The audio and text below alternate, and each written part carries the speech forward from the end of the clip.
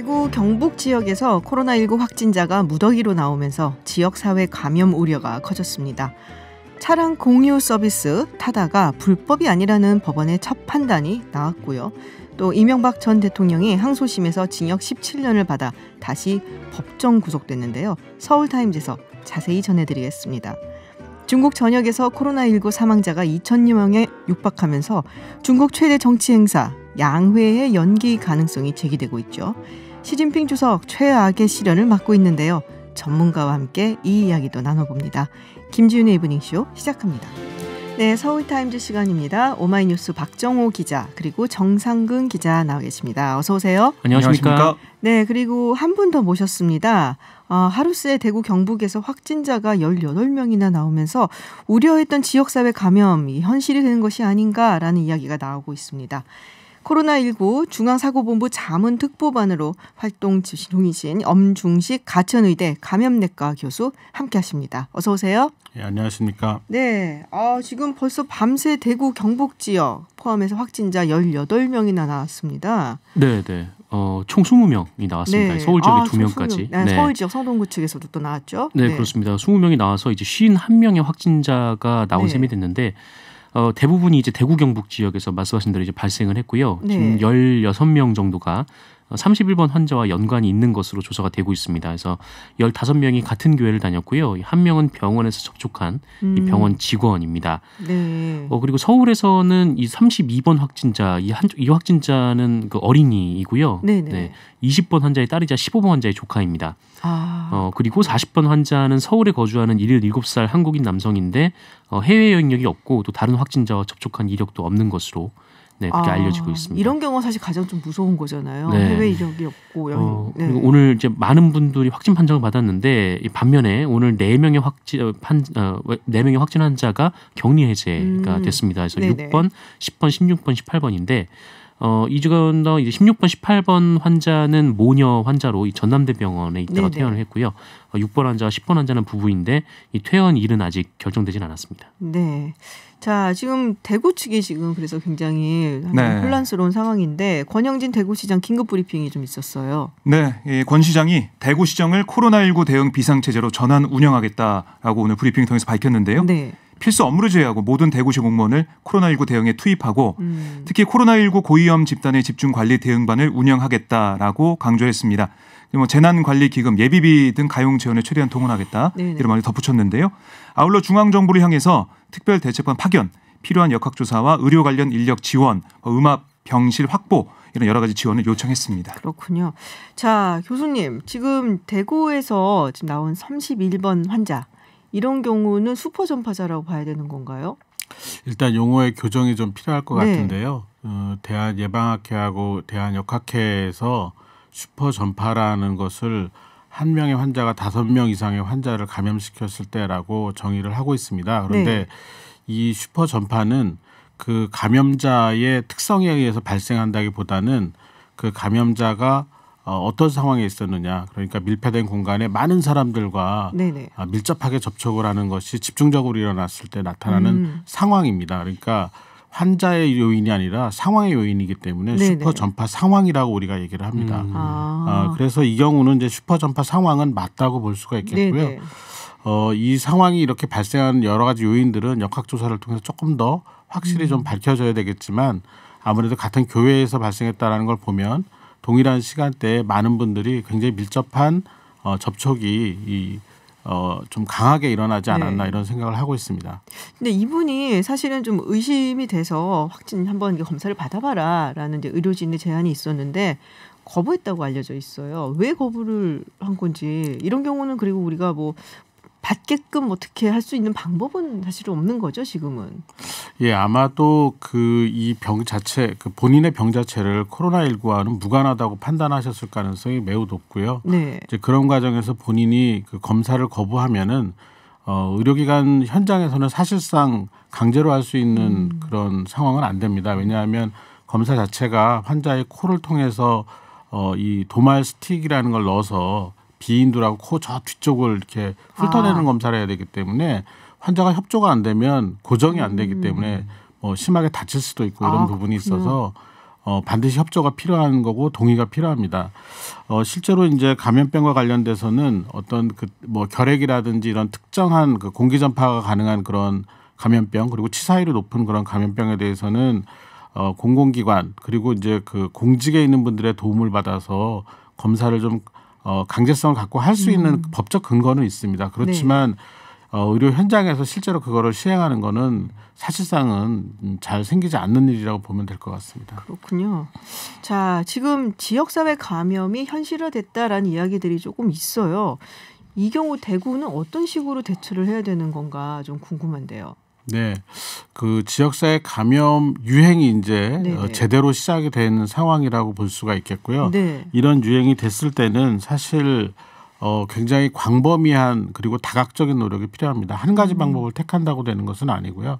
그래서 일단은 이제 그 환자들을 진료하는 의료기관은 이런 감염 환자들을 기존의 환자와 분리해서 안전하게 진료할 수 있는 공간을 확보해야 되고 또 폐렴으로 입원하는 환자분들 같은 경우도 선제적으로 격리를 해서 격리 후에 확진 검사가 나와서 음성이면 격리를 해제하는 그런 형태로 진료 체계를 변경을 해야 됩니다. 그리고 가능한 많은 사람들이 열이나 아니면 호흡기 증상이 있는 분들이 검사를 빨리 받을 수 있도록 이 검사 그 기관을 빨리 늘려야 되고 그런 과정에서 검체 채취를 안전하게 할 수 있는 곳을 지정해서 많이 알려드려야 되는 그런 역할을 해야 되겠고요. 그리고 대구 지역에 있는 분들은 이 개인위생 더 강화를 해야 됩니다. 그러니까 지금 조금 이게 그 소강 국면에 들어서는 게 아닌가 해서 뭐 마스크 착용도 좀 떨어지고 그리고 손위생이나 아니면 기침 예절을 지키는 부분도 좀 그 완화되는 그런 현상을 보이는 경향이 있는데 이런 부분을 좀 철저하게 지키고 특히 이제 마스크 같은 경우는 본인이 호흡기 증상이 있을 때는 꼭 착용을 하고 그리고 이제 사람 많은 곳이나 어떤 그 사회적 활동을 이런 호흡기 증상이 있을 때는 좀 자제하는 형태로 좀 가야지 아마 이 국면을 빨리 넘길 수 있지 않을까 생각을 합니다. 이게 사실 뭐 우한처럼 우리가 봉쇄를 할 수는 없잖아요. 그러니까 아마도 그 안에 계신 분들 또 이렇게 교류를 자꾸 하시는 분들은 알아서 사실 좀 조심을 해야 되는 그런 뭐랄까요 자발적인 행동에 의지를 할 수밖에 없겠다라는 생각이 좀 드는데요. 많은 분들이 걱정을 하시는 게 여태까지는 중국에 다녀오신 분들 혹은 뭐 우한에 다녀오신 분들 이런 분들 중심으로 해서 뭐 해외여행을 다녀오신 분들 이런 분들 중심으로 해서 코로나19가 확진된 게 아닌가 했는데 지금 아무 데도 안 갔는데도 확진 판정 받으신 분들이 점점 늘어나고 있단 말이에요. 이거 어떻게 해야 되나요? 그러니까 이제 우리나라가 발원지인 우한시 후베이성으로부터의 직접적인 전파 유입을 막는 데 1차적인 노력을 했습니다. 그래서 28명 정도의 환자가 발생을 한 상태에서 이게 상대적으로 성공적인 그런 방역을 했다. 그래서 이 과정에서는 이제 검역 중심 그리고 여행력과 그 확진자의 접촉을 중심으로 한 사례 정의를 통한 환자를 걸러내는 그런 형태의 방역을 했다 그러면 지금은 이제 국면이 완전히 바뀐 거죠. 저희 전문가들도 그렇고 정부도 그렇고 이런 1차적인 유행을 막아낸 이후에 우리가 어디선가 놓친 환자가 있거나 아니면 우한 후베이성 이외의 중국의 다른 지역 또는 일본이나 싱가포르 같이 이미 지역사회 유행이 발생한 다른 나라에서의 환자가 유입이 된 뒤에 우리 검역망이 걸러내지 못한 상태에서 지역사회 감염 발생이 일정한 그 지역 내에서 급격하게 증가하는 가능성을 갖고 있다고 생각을 했거든요. 그런데 이거를 지금 이 지역 내에서 막아낼 수 있느냐 가급적 최소의 유행 상태에서 피해를 최소화하는 그런 과정으로 막아낼 수 있느냐 아니냐를 이제 판가름하는 그런 시기가 왔다고 볼 수가 있겠습니다. 굉장히 좀 중요한 시기가 왔네요. 그런 질문이 하나 들어왔어요. 약간 루머처럼 떠돌아다녔는데 검사 비용이 좀 비싸다는 얘기가 있는데요. 지금 이제 그 검사 그 사례정의 검사 대상을 규정하는 정의 자체가 오늘 또 바뀝니다. 그래서 이제 의사들이 필요하다고 생각을 하는 경우에 검사를 하면은 그 특히 이제 의심 환자에 해당되는 상황이면 검사비는 무료라고 알고 있고요. 그 다음에 뭐 이 경우에 따라서는 뭐 보험 급여 처리가 가능한 걸로 되어 있기 때문에 뭐 아무것도 안 맞는데 열도 없고 호흡기 증상도 없고 전혀 아무 증상도 없는데 불안해서 검사를 본인이 하겠다 이럴 때는 아마 비급여라고 해서 본인이 검사 비용을 모두 부담하는 그런 사례가 있을 수는 있습니다. 그렇지만 실제로 이제 증상이 있는 경우에는 본인 부담이 없이 검사 가능한 것으로 되어 네네. 있습니다. 아, 그렇군요. 제가 하나 궁금한 거는 그 지금 한 50명 정도잖아요, 확진자가. 그래서 이분들한테 뭐 약도 여러 가지 우리가 좀 이게 투여를 하고 특히 뭐 에이즈 치료제라든지 뭐 이런 거를 한다고 알려져 있는데 좀 비싸지 않은가요? 그리고 이게 만약에 확진자 숫자가 급증하게 되면 그러면은 뭐 투약을 위한 그 약이나 이런 거는 잘 많이 마련이 되어 있는지 준비되어 있는지 좀 궁금해요. 일단은 이게 그 신종감염병에 해당이 되기 때문에 1급 감염병입니다. 네. 1급 감염병의 치료는 국가가 부담을 하게 되어 있습니다. 그래서 그런 비용 부담에 대한 것들은 크게 걱정하실 필요는 없는 상황인데요. 그리고 또 환자에 따라서 아주 경증인 분들이고 고위험군이 아니면 이런 항바이러스제를 투여할 이유도 없습니다. 대부분 일주일에서 열흘 정도는 회복이 되기 때문에 꼭 이런 항바이러스제를 치료하는 건 아니고요. 문제는 이 항바이러스제를 얼마나 충분히 확보할 수 있느냐라는 문제가 그렇죠. 남아 있습니다. 네. 지금 우리나라의 재고 상황을 보면은 대유행이 생기는 경우에는 이 항바이러스제를 충분히 투여할 수 없는 경우가 발생할 수 있기 때문에 지금 이 항바이러스제를 생산하는 회사에 우리가 좀 충분히 좀 사용할 수 있을 만큼의 양을 요청을 하고 있고 네. 그게 안 되는 경우에는 이게 이제 특허권이 풀려 있는 약이기 때문에 원재료를 사다가 빠른 시간 내에 우리나라에서 가공해서 제조할 수 있는 그런 방안을 모색을 하고 있습니다. 그렇군요. 그러면은 대구에서 많이 발생해가지고 뭐 제 친구들도 그렇고 대구 아까 언급하셨지만 봉쇄 조치해야 되는 거 아니야 이런 얘기도 좀 하고 있는데. 어떻게 보시는지 전문가로서. 그러니까 봉쇄의 그 효과가 증명된 사례는 인구가 몇천 명 정도 되는 섬 같은 경우가 봉쇄의 효과가 있습니다. 그렇지만 우리가 대구시를 봉쇄하려면 모든 주요 도로와 철도, 공항 그리고 이런 이면 도로나 이런 걸 다 봉쇄를 해야 되는데 그건 네. 현실적으로 불가능하죠. 그렇군요. 지금 대학병원 응급실들이 계속 폐쇄가 되고 있어요. 지금 확진 환자가 다녀간 것으로 확인되면. 5년 전 메르스 사태 때도 사실은 병원 내에서 감염되는 일 때문에 굉장히 큰 일이 있었는데 어떻게 보세요? 이런 경우 이번에는 어떨까요? 네, 그 지역사회 감염 유행뿐만이 아니라 이 의료기관, 병원 내에서의 감염 유행도 굉장히 한 위험 요인이거든요. 네. 두 가지 문제가 있는데 하나는 병원은 고위험군들이 많이 이용하는 곳이거든요. 그렇죠. 그래서 이 고위험군 감염이 발생하는 경우에는 상당히 위험한 상황이 일어날 수밖에 없고 또 하나는 이제 의료진 감염이 생기면 그 의료진을 격리하고 치료를 해야 되고 그 의료진과 접촉한 다른 의료진들을 격리해야 되는데 이러면 치료 인력이 없어져 버립니다. 우한시가 그런 상황이 돼 버렸던 거거든요. 일부 의료진들이 진료를 할 수 없는 상황이 되면서 실제 이 의료 인프라가 완전히 깨져버리는 상황이 생겼기 때문에 지금 그래서 아까 말씀드린 그 별도의 동선을 가진 그 호흡기 환자들 진료소를 따로 만들고 그리고 폐렴 환자를 선제 격리하는 게 두 가지 목적이 있는 겁니다. 일단 기존의 입원 환자를 보호하고 그리고 의료진을 보호하는 그런 두 가지 목적으로 진행이 된다고 보시면 되겠습니다. 선생님 저도 하나 질문이 좀 있는데 예전에는 뭐 중국에 갔다 온 사람을 만나거나 그럴 경우에는 뭐 기침 같은 게 나면 좀 의심스러워서 병원에 갈 수 있었겠지만 지금 같은 경우는 뭐 그러지 않을 수도 있잖아요. 그래서 대체 어느 정도의 증상이 나오면은 내가 한번 의심해보고 병원을 찾아가 볼 것인가. 예, 이게 상당히 어려운 부분이긴 한데요. 일단은 우리나라는 아직 그 대응 방법에 대한 결정이 충분히 되지는 않고 오늘 이제 사례정이나 이런 것들이 바뀌긴 합니다. 그런데 싱가포르나 미국 이런 나라에서는 어떻게 지금 권고를 하고 있냐면 감기, 발열 증상이 있고 감기 증상이 있으면 3, 4일 정도는 집에서 쉬어라. 그리고 이 쉬는 것과 관련돼서 직장이나 이런 데는 다 유급휴가를 인정을 해달라고 정부가 지시를 하고 있고 2, 3일 이상 쉬었는데도 열이 나고 호흡기 증상이 안 가라앉으면 그때 코로나19 그 검사를 확진 검사를 받으러 안내를 받아서 이동하라고 되어 있습니다. 그러니까 이제 우리나라도 지금 상황에서는 뭐 증상이 있다고 바로 가기보다는 실제로 이제 그 이동하는 과정에서도 또 이 대중교통을 사용하거나 그러면 감염 전파가 될 수 있기 때문에 2, 3일 충분히 쉬어보고 그렇지 않은 경우에 이렇게 그 1339나 보건소에 연락을 해서 검사를 어디서 어떻게 받을 수 있는지를 좀 상담을 좀 받고 검사를 하는데 실제로 이제 여기에서의 가장 문제점은 정말 그렇게 쉴 수가 있겠느냐 이 부분에 대해서 이제 사회적인 합의와 그리고 그 보완책 그리고 실제 이런 그 유급휴가를 그 보장해주는 이런 그 합의가 반드시 필요하다고 보겠습니다. 그렇군요.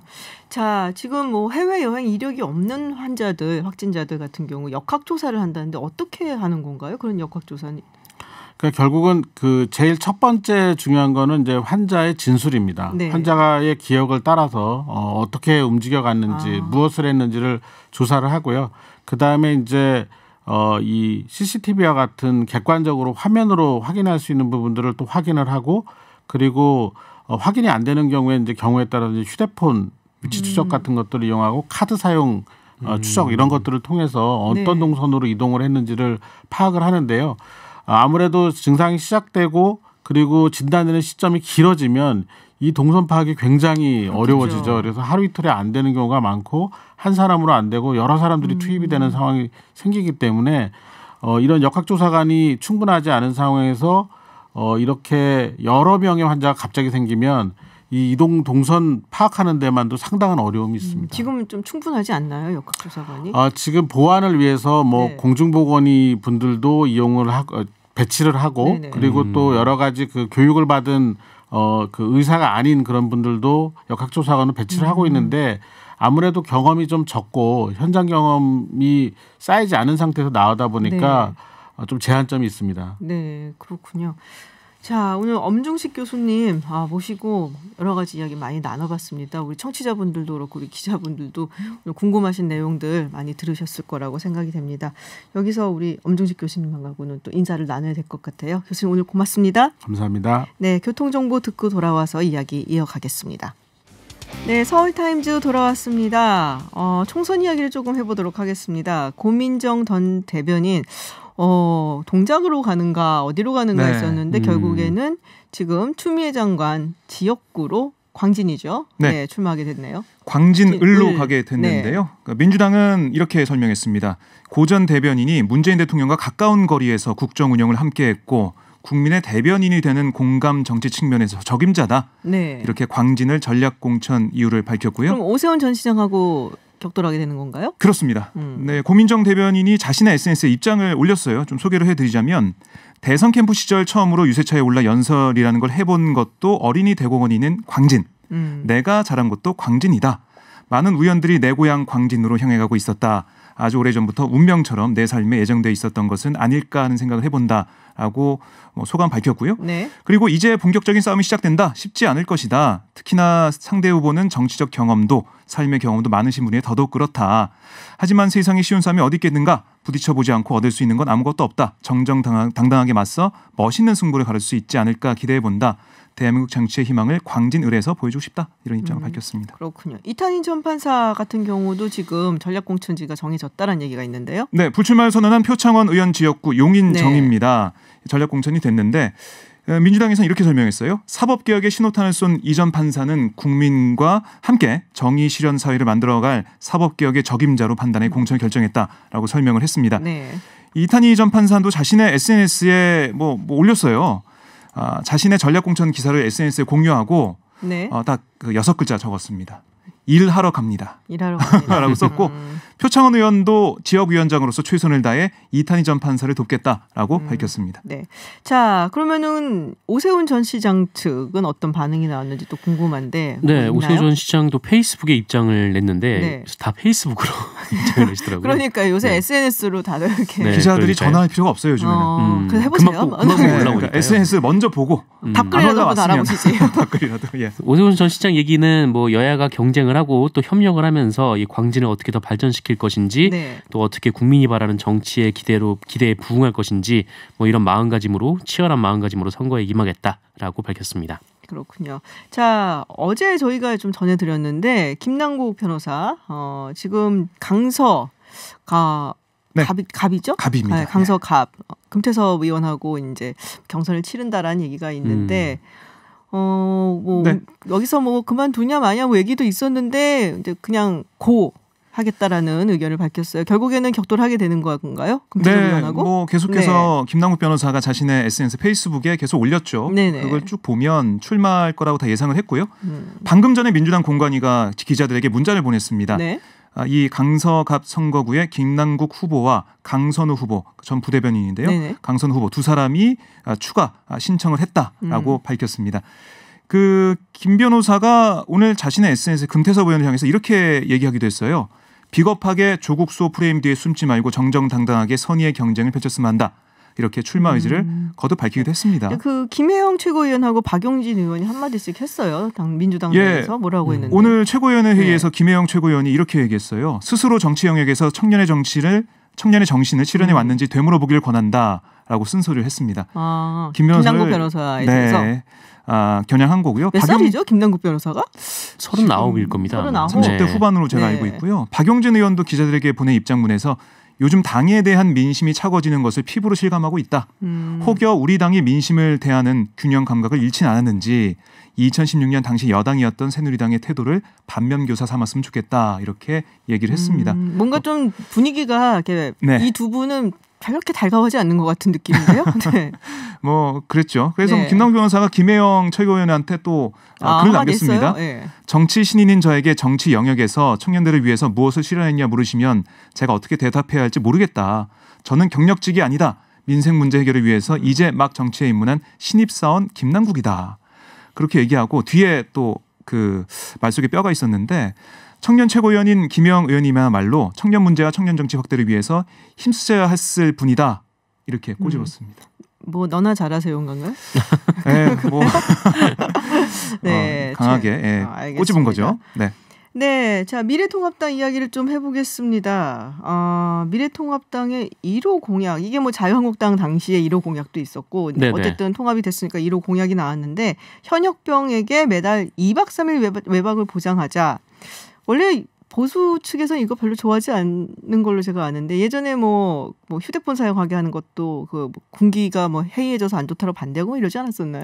네, 그랬죠. 그러니까 뭐 현역병에 2박 3일 외박을 주자라고 얘기를 할 수 있고 또 병사들 복지를 위해서 무엇을 하자라고 얘기할 수 있는데 문제는 이제 상대방에서 그런 얘기하면은 뭐 안보에 대해서 내팽개 치고 있다 이렇게 비판을 하다가 이번에 이제 본인들이 이제 선거를 할 때는 이런 공약을 딱 들고 나온 게 너무 이율배반적이다. 청년 민심을 좀 잡아야겠다 생각을 했나 보네요. 네, 하여튼 그런 얘기가 지금 이제 뭐 더불어민주당 쪽에서 이제 반박으로 나오고 있습니다. 그래서 실제로 뭐 정태욱 의원 같은 경우에는 뭐 당 대변인 시절에 자유한국당 대변인 시절에 이 이제 송영무 국방장관이 뭐 평일 일과 후 외출을 허용하는 좀 그런 방안에 대해서 얘기를 하니까.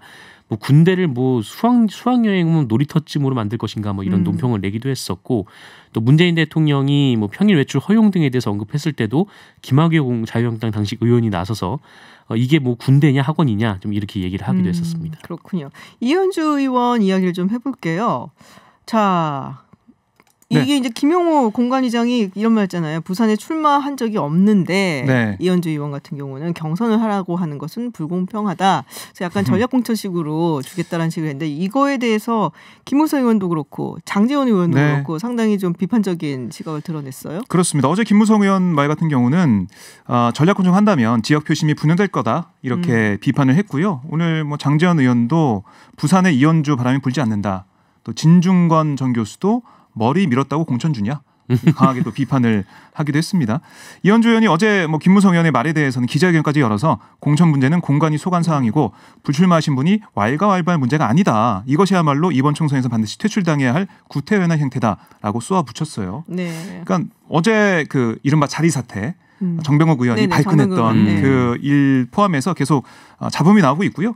그리고 이 더 팩트라는 인터넷 언론사가 촬영한 사진이 보도가 됐는데 이게 뭐냐면 이혜원 의원이 유승민 의원과 문자 메시지를 주고받는 휴대폰 화면이 찍혔습니다.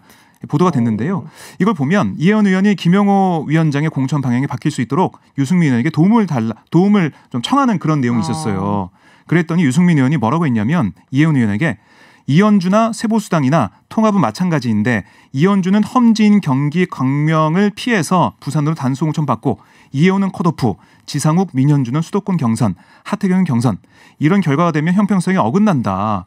김용호 의장의 공천의 원칙이 뭐냐는 반발이 제기되고 있다. 어제 김무성 대표의 지적에 공감하는 사람들이 많다. 참고해 주시기 바란다. 그게 그러니까 문자를 보여주면서 항의 메시지 좀 보낸 것 같은 그런 약간 그런 냄새가 좀 나는데 사실상 기자들에게 공개하기 위한 메시지 아니에요. 잘 보이게 이렇게 좀 들고 계시더라고요.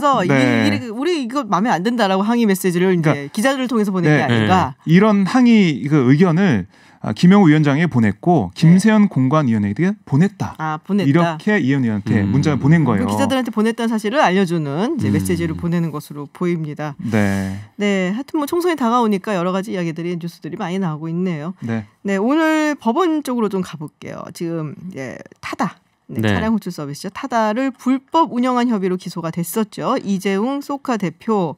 무죄를 받았습니다. 1심에서. 네, 검찰은 불법 콜택시로 봐야 한다라는 거였는데 이 법원에서는 이 렌트로 보는 게 맞다라는 얘기였습니다. 그래서 렌트카 규정에 의하면은 뭐 운전수를 이제 붙일 수는 없지만 이 10인승 이상 15인승 이하 같은 경우에는 운전수를 알선할 수가 있거든요. 그래서 그런 개념으로 봐야 한다라는 것이고 이 설령 이 서비스가 불법이라고 하더라도 뭐 국토교통부에서 뭐 그렇게 운전자 알선 가능하다 이렇게 얘기를 하기는 했었고 또 서울시도 뭐 단속하지 않았다라면서 이것은 뭐 이재용 박재욱 대표의 고의가 인정되지 않는다라는 게 이 법원의 판단입니다. 택시업계에서는 굉장히 반발했을 것 같아요. 무죄를 인정할 수 없다라고 얘기를 했는데 왜냐하면은 이렇게 허용을 하면은 이런 식의 서비스 행태가 우후죽순 생겨날 수 있을 거기 때문에 이 택시업계가 굉장히 어려워진다라는 게 이들의 주장입니다. 그렇군요. 자, 또 하나 법원에서 또 큰일이 하나 있었죠. 네. 이명박 전 대통령 징역 17년 받으면서 다시 법정 구속됐습니다. 네, 1심에서 징역 15년형이었는데 2년이 더 늘었어요. 네, 늘었습니다. 서울 고등법원이 이명박 전 대통령에게 징역 17년과 벌금 130억 원, 추징금 57억 원을 선고했는데요. 그러니까 이게 대통령 재직 중에 저지른 뇌물 범죄는 분리 선고해야 한다 원칙에 따라서 뇌물죄에 대해서는 징역 12년과 벌금 130억 원, 나머지 범죄에 대해서는 징역 5년을 각각 선고한 겁니다.